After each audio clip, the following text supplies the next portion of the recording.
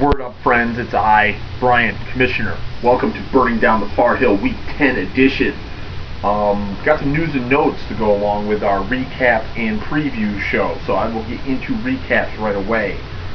First of all, starting with, please pick your worst players. Defeats Davis Dynasty 205 to 179, led by Jeremy Macklin's 54 points. Jer having one of those seasons where he likes to get bumped in the first round, so the vibes are there. Be careful. Irish Cop defeats Steel Curtain 140 to 139. I didn't even realize this match was this close until I wrote the score down. Antonio Brown goes off for 47 points for the Steelers. Big win for the Irish Cop. Fat Bastard keeps John Boy Special People on the winless track with a win 195 to 120. Marshawn Lynch goes for 43, and the only number that even matters to anyone is 18. As in 18 in a row losses by John Boy Special People. Lauren Deathstrike RTR gets a gift win from -8, 116 to 0. Actually, if you look at his team and look at his scores, even if he started an optimal lineup without making any changes, it would have been 116 to 115. So, whatever. Kaepernick, 21 points. Sad, really, but no complaints.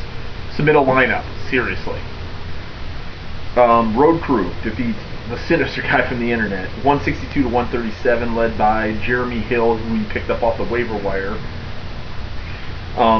48 points for him, so Road Crew's back on top of the Outlanders division.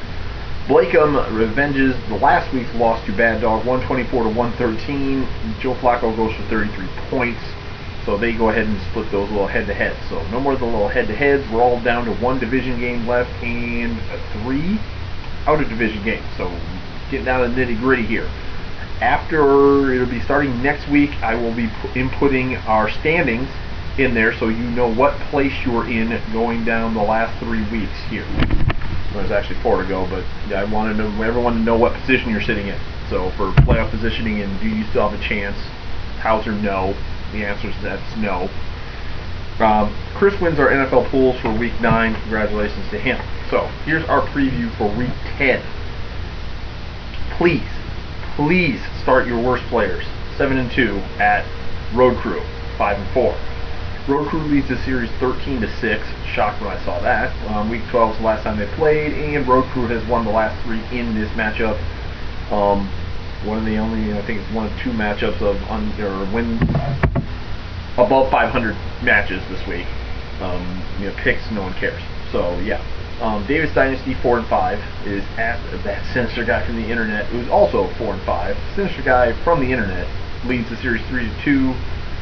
They played week 12 last year where JJ did win that matchup, so they will go and try and salvage themselves. And ironically, they're the last 2 champions of the league, now that I'm thinking about this. So yeah, last 2 champions of the league going at it. 7-2 Irish Cop is at the 8-1 Lauren Deathstrike RTR. Lauren Deathstrike leads the series 10-1. We played week 7. I've won the last 6 in this series. I'm kind of terrified, but not after that trade I just made. So we're hoping for a spirited match is the marquee matchup of the week in the league. We have the 3-6 Steel Curtain at the 2-7 -8. Hopefully -8 decides to submit a lineup this week or makes some moves or something. Give me a pulse. He also leads the series 2-0. Weird. So yeah, they played in week 13 last year. The 0-9 John Boy Special People up against the 4-5 Bad Dog. Is there a more heated rivalry matchup other than these 2 when they square up? Don't throw the records out. We're throwing the records out for this. I didn't write down my series info. That's horrible of me. Sorry, but we'll just say John Boy's probably leading it and Bad Dog's not.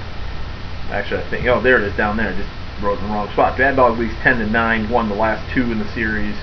Week 14 is the last time they played. I just didn't write down this next matchup, which is 6-3 Fat Bastard, which is at the 4-5 Blakeham.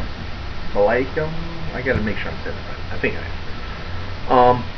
So yeah, I don't have the information on this, but this series goes back a long ways. It looks like if the Spaghetti Palooza that Jim and Perry likes to host, they will look at each other face to face. I think this happens every year. That Jim and Chris on Spaghetti Palooza, they see each other when they're facing each other. Weird, crazy. So yeah, they'll yell and banter about it at each other while Jim spells some spaghetti on Bobby's floor again. So yeah, that'll happen. So there's our matchups. So news and notes. So kickoff on Thursday of this week is the trade deadline. So no trades after this point. On Thursday, 8 o'clock. So as of the taping of this, you have approximately what, 2.5 days? Wednesday, Thursday, half of Thursday. So get your trades in. Trades are, one's been done, obviously. So get that done. Also, people get me your money.